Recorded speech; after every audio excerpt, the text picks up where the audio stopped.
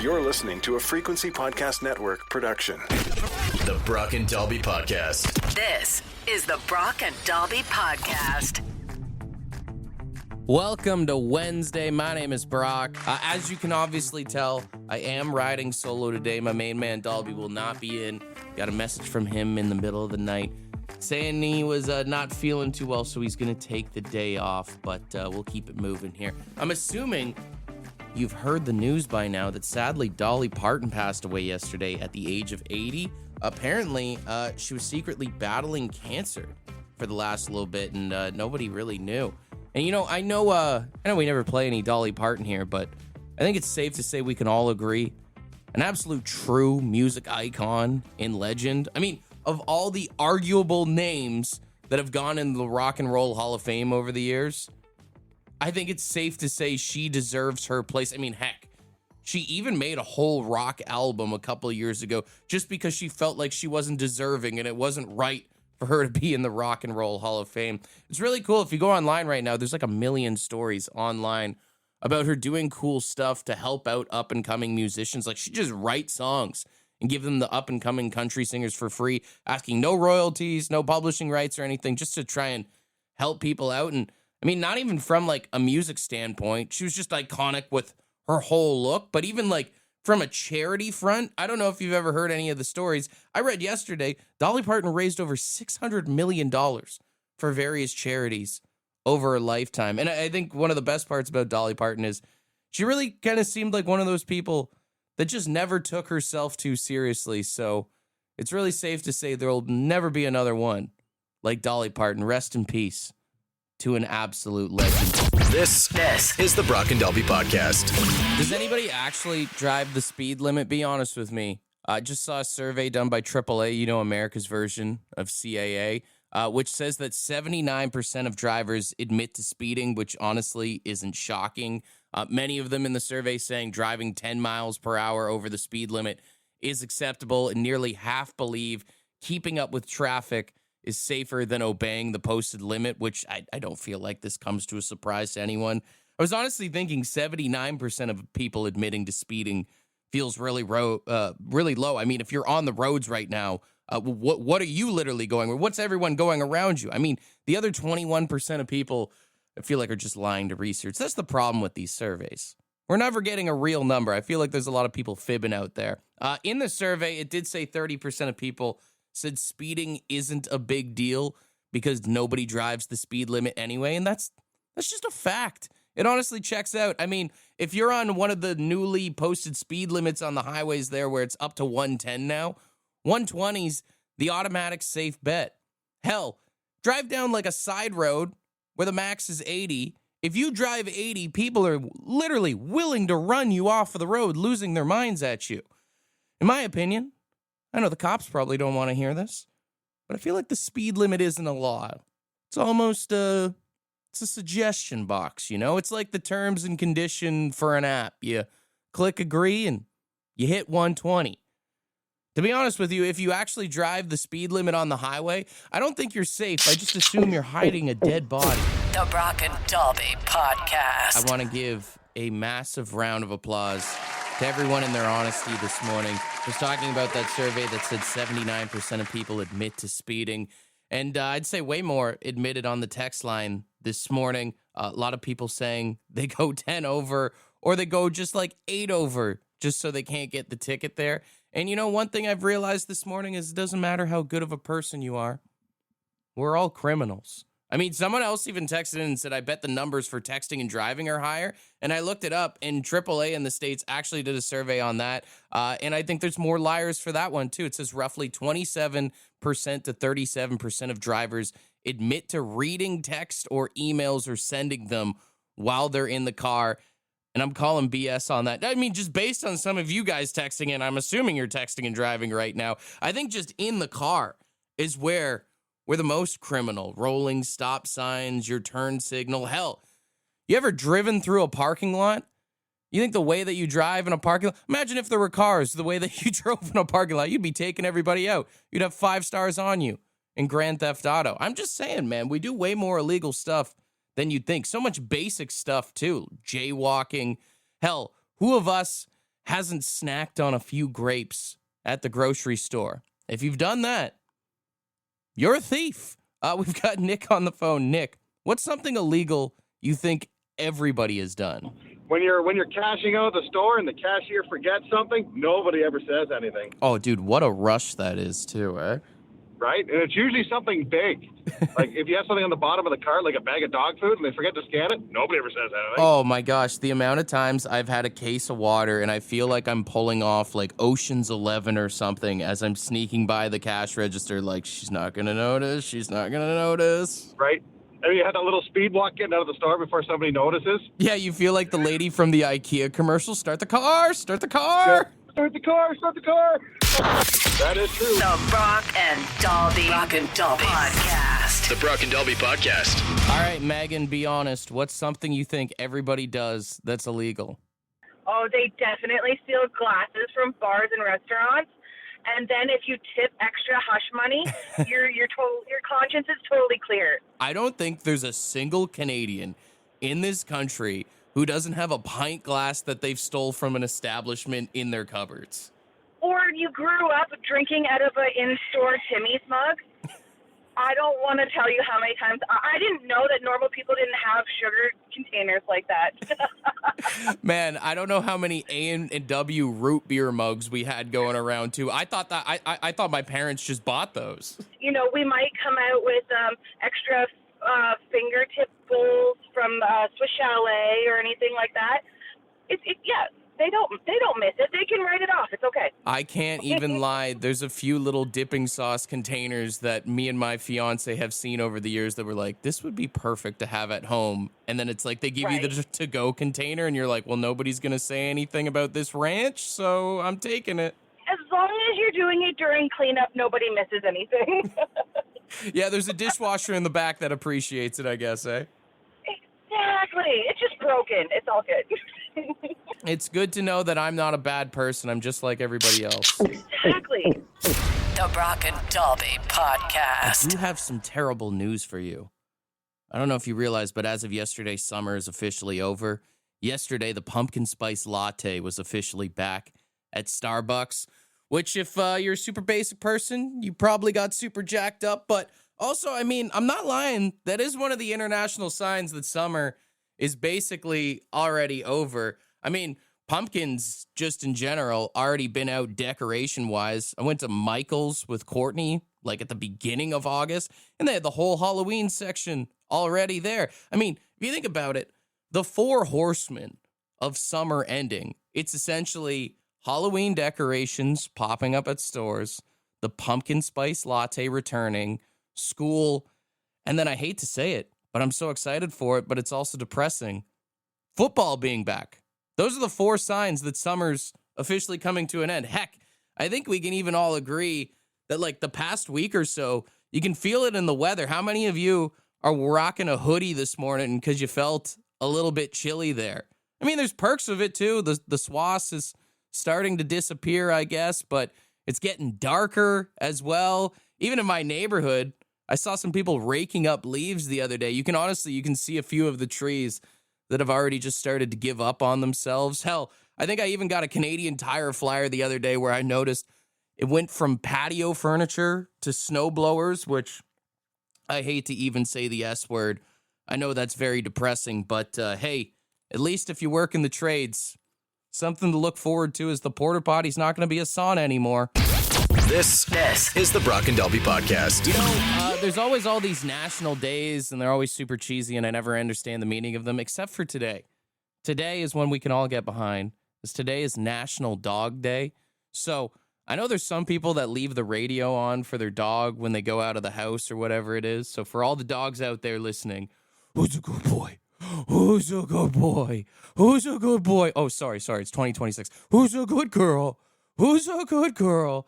And, you know, I was thinking, for National Dog Day, 762-555, if you could ask your dog one question and actually get an answer from them, what would you like to ask your dog? I know I'm not the only one who's ever sat down on the couch and looked at their doggo and been like, just say something to me. Just one word. I want to know what's on your mind. Honestly, I want to know what they think about me. Or do I? would that be the question that you'd want to ask your dog? What do you think of me? Because then you might not get the answer you're looking for. A lot of us think we're like the greatest thing since sliced bread to our dogs. And what if your dog came back to you and was like, you know what, man, you stink, you're disgusting, you're bad with your money. Honestly, I hate the sound of your voice. That would be soul crushing. What would be the best question to ask your dog? Like, why do you rub your butt on the carpet? Why do you smell the same patch of grass over and over? I would actually like to know, did your dog do that thing before they lay down where they spin in like 17 million circles to find the right position? I'd love to know like the science or at least what's going on in their mind for it. Or, I mean, one of the biggest ones that I always wonder is when your dog licks you, is it because they love you or is it because you taste good? Then again, maybe that's one of those ones I don't want to know. The Brock and Dalby Podcast. The Brock and Dalby It's Podcast. National Dog Day, so I'm asking all the dog lovers out there. You get one question to ask your dog. One question and one question only. What are you asking your dog? Do you understand me? The amount of All I need times to know. the amount of times I look at my dogs and I'm like, some days I think you're good trained and other days I don't have a clue. Sometimes I just think you're food motivated. Well, it's more about, like, do you understand me? Do you love me? That kind of stuff. Do you understand me, though, really? Like, do you? Is it a one-way street or do you just like, I honestly just want to know, like, do dogs only understand certain words? Because there's even sometimes where, like, we'll be at home and Courtney will be like, oh, Brock's home. And I'm sitting on the couch and the dogs go to the window and I'm like, do you even know my name? Do you know who I am? Maybe they don't want to see you yet. They're not ready.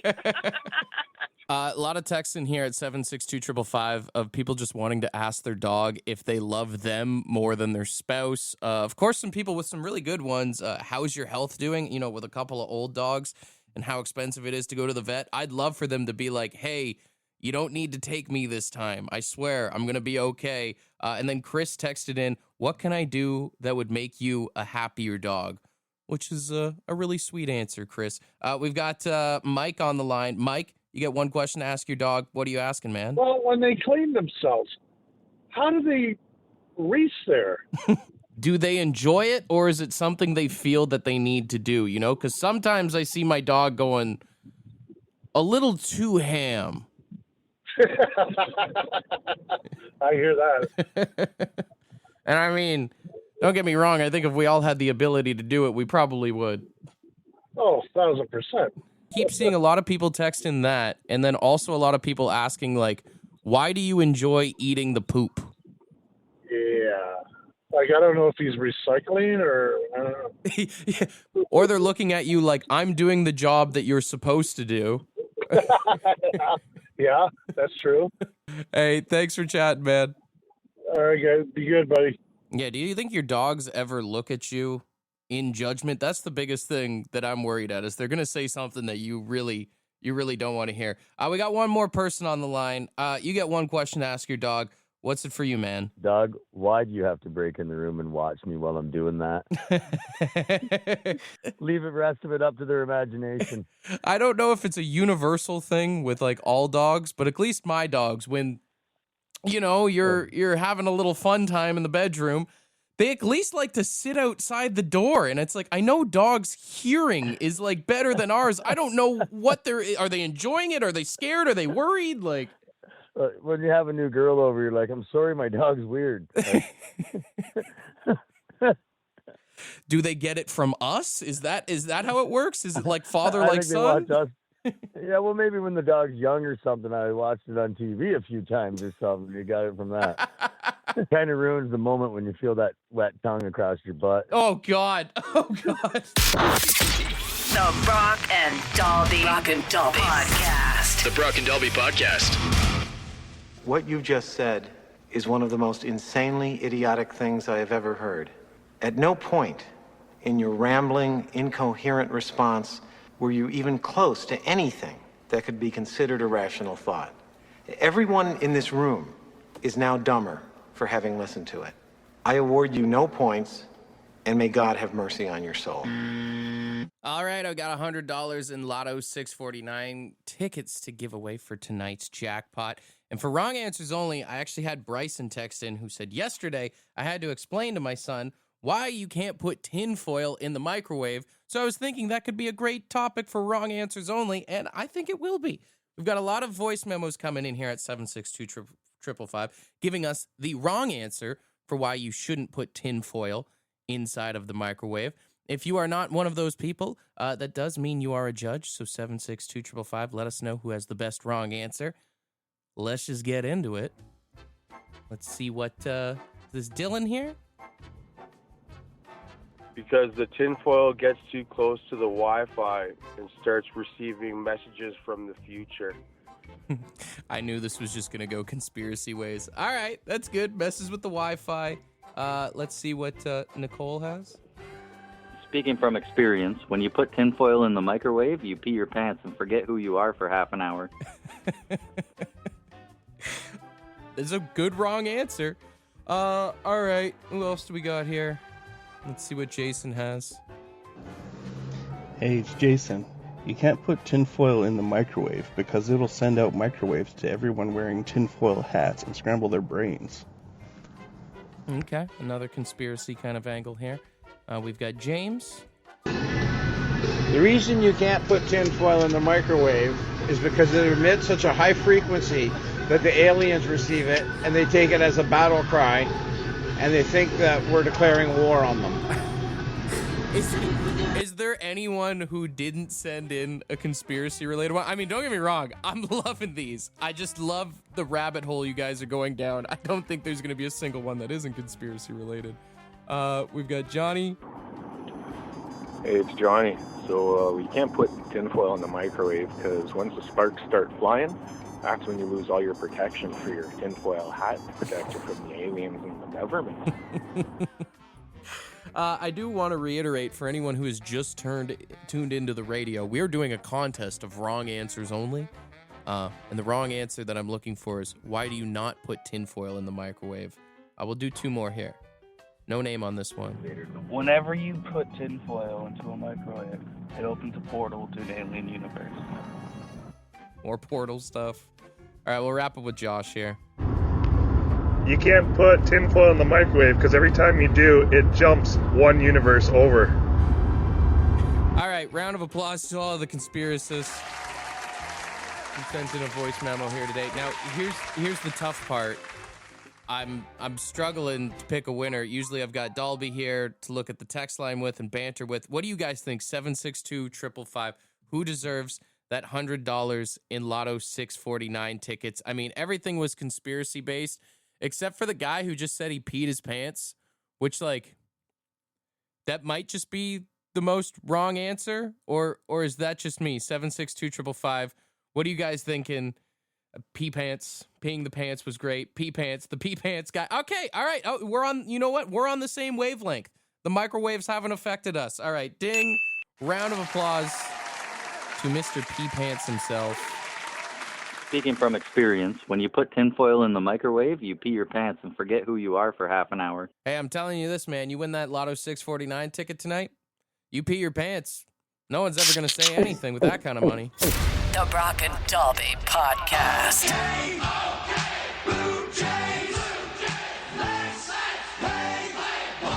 All right, unfortunately, the Jays lost yesterday. They are still in the chase for the wild card, but the real chase is officially over. The chase for 1 million hot dogs has happened. Last night's Looney Dog game, Jays fans officially crushed 1 million hot dogs on the season.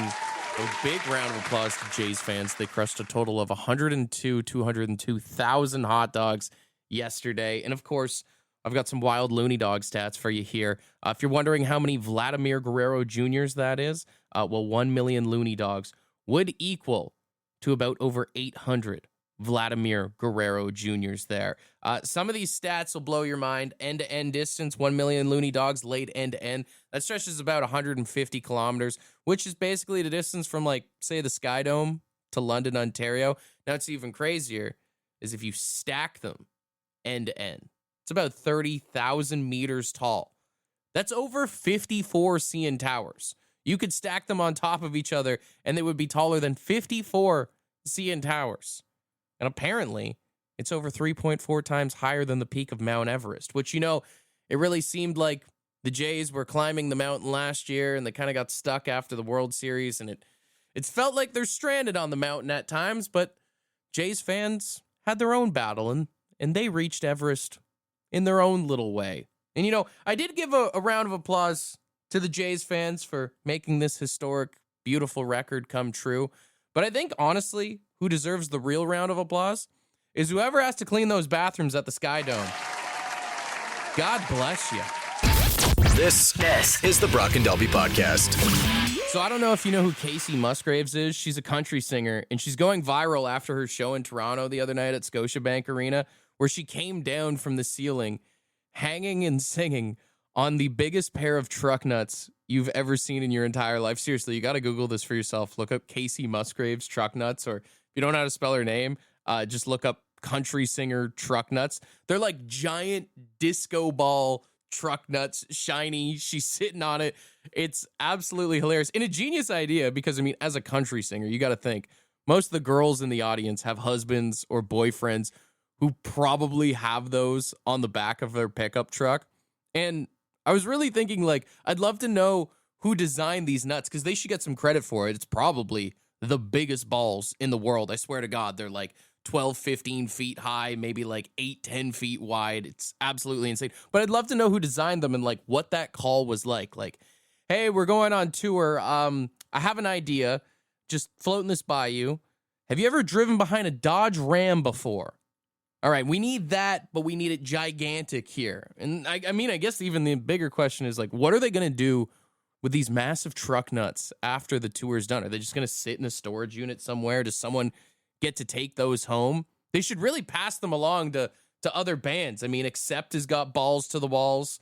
That could work. Hell, AC/DC, I don't know the last time they put big balls in their set list, but you know how they have the bell for Hell's Bells? They sub that out, put the giant nuts coming in there. That would be amazing. Honestly, even thinking about it now, truck nuts is a great idea for band merch. If you're in a band and you're looking for something new, unique, truck nuts would sell 10 times out of 10. Even thinking about it now, someone's had to do this. This can't be a unique idea. Put some truck nuts on your Christmas tree this holiday season. Just sneak them in there. Don't say anything to anyone. See if they notice. This is the Brock and Dalby Podcast. So if you haven't been paying attention, old Dougie Ford and Donald Trump have been beefing the past week, of course, after all the tariff stuff. Dougie threatened to turn off the power to bordering states. Then Donald Trump started talking smack, saying Rob Ford was a better guy, which is an interesting claim. Doug then responded by saying Donald Trump can kiss his ass. I have a lot of real estate on my ass, so he has a lot of room to kiss my ass. And now Donald Trump is claiming that he is going to rename Lake Ontario and name it Lake America, since he claims they don't expect to do much business with us. I feel like just renaming things just because you're mad, I kind of almost want to steal that and start doing that with people I don't like. Just call them different names just to be petty. It's so silly, the world we live in right now. But hey, I guess they can call anything whatever they want. It doesn't matter, as the rest of the world is just going to know it as Lake Ontario. It's just a stupid dig, right? It's kind of like that whole Gulf of Mexico thing. Is there anyone who actually refers to it as the Gulf of America besides Trump and his lackeys? I feel like if he wants to change Lake Ontario, then I vote, as Canadians, let's change the name of Lake Michigan. I recommend Lake Epstein. I'm sure Trump would love that. Want to be a part of the podcast? Leave a message on the Bad Line. The Bad Line is the answering machine for the Brock and Dalby Show. To get the number, text the word BAD to 762-555. Thanks for listening to the Brock and Dalby Podcast.